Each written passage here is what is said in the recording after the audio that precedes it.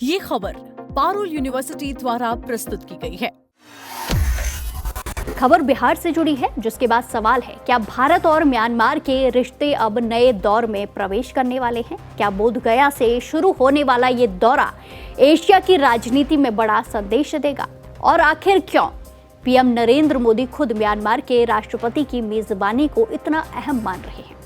ये सवाल इसलिए है क्योंकि भारत की विदेश नीति से जुड़ी बड़ी खबर सामने आ रही है, जहां म्यांमार के राष्ट्रपति मिन आंग हलाइंग 30 मई से भारत के आधिकारिक दौरे पर आ रहे हैं। इस दौरे की सबसे खास बात यह है कि इसकी शुरुआत होगी बिहार के बोधगया से, यानी भगवान बुद्ध की पवित्र धरती से। इसके बाद दिल्ली में प्रधानमंत्री नरेंद्र मोदी के साथ अहम बातचीत होगी और फिर मुंबई में बिजनेस और निवेश को लेकर बड़े कार्यक्रम आयोजित किए जाएंगे। इस पूरे दौरे को सिर्फ एक औपचारिक यात्रा नहीं माना जा रहा है, बल्कि इसे भारत की नेबरहुड फर्स्ट और एक्ट ईस्ट पॉलिसी का बड़ा हिस्सा माना जा रहा है। माना जा रहा है कि इस मुलाकात में सुरक्षा, व्यापार, कनेक्टिविटी, निवेश और सांस्कृतिक रिश्तों को लेकर कई बड़े फैसले हो सकते हैं। जानकारी के मुताबिक म्यांमार के राष्ट्रपति मिन आंग हलाइंग 30 मई को सुबह विशेष विमान से एयरपोर्ट पहुंचेंगे। उनके साथ कई हाई लेवल डेलीगेशन भी भारत आएगा, जिसमें कई मंत्री, बड़े अधिकारी और बिजनेस सेक्टर से जुड़े लोग शामिल होंगे। राष्ट्रपति का पहला पड़ाव होगा बोधगया, जहां वो महाबोधि मंदिर के साथ साथ कई धार्मिक स्थलों का दौरा करेंगे।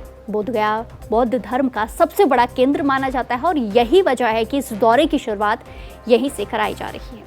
भारत इस दौरे के जरिए सांस्कृतिक और धार्मिक कूटनीति का भी बड़ा संदेश देना चाहता है। अब अगर सुरक्षा की बात करें तो गया और बोधगया पूरी तरह हाई अलर्ट पर हैं। एयरपोर्ट से लेकर शहर के मुख्य रास्तों, मार्गों तक सुरक्षा एजेंसियां तैनात कर दी गई हैं। जिलाधिकारी, एसएसपी और कई केंद्रीय एजेंसियों ने मिलकर एडवांस सिक्योरिटी मीटिंग की है। राष्ट्रपति के मूवमेंट को लेकर हर मिनट का प्लान तैयार किया गया है। बताया जा रहा है कि म्यांमार के कंसल्टेंट जनरल भी पहले ही एयरपोर्ट पहुंचकर तैयारियों का जायजा ले चुके हैं। एयरपोर्ट पर वीवीआईपी प्रोटोकॉल, सुरक्षा जांच, ट्रैफिक कंट्रोल और इमरजेंसी सिस्टम को मजबूत किया गया है। इसके बाद 1 जून को राष्ट्रपति मिन आंग हलाइंग नई दिल्ली जाएंगे, जहां उनकी प्रधानमंत्री नरेंद्र मोदी के साथ द्विपक्षीय बैठक होगी। इस मीटिंग पर सिर्फ भारत और म्यांमार ही नहीं, बल्कि पूरे दक्षिण एशिया की नजर रहने वाली है। सूत्रों की माने तो दोनों देशों के बीच सीमा सुरक्षा, व्यापार, इंफ्रास्ट्रक्चर, सड़क और समुद्री कनेक्टिविटी, आतंकवाद के खिलाफ सहयोग और सांस्कृतिक रिश्तों को मजबूत करने पर बातचीत हो सकती है। भारत पहले से ही म्यांमार को अपने एक्ट ईस्ट मिशन का अहम हिस्सा मानता रहा है।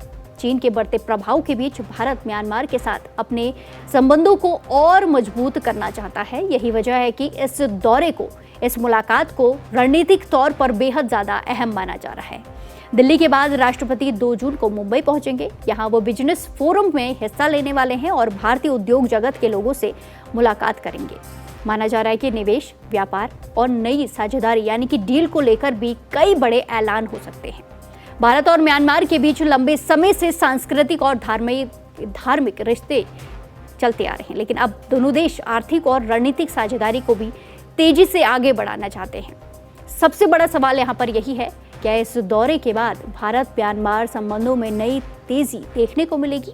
क्या चीन के बढ़ते असर के बीच भारत अपने पड़ोसी देशों के साथ मजबूत कनेक्शन बनाने की रणनीति पर काम कर रहा है?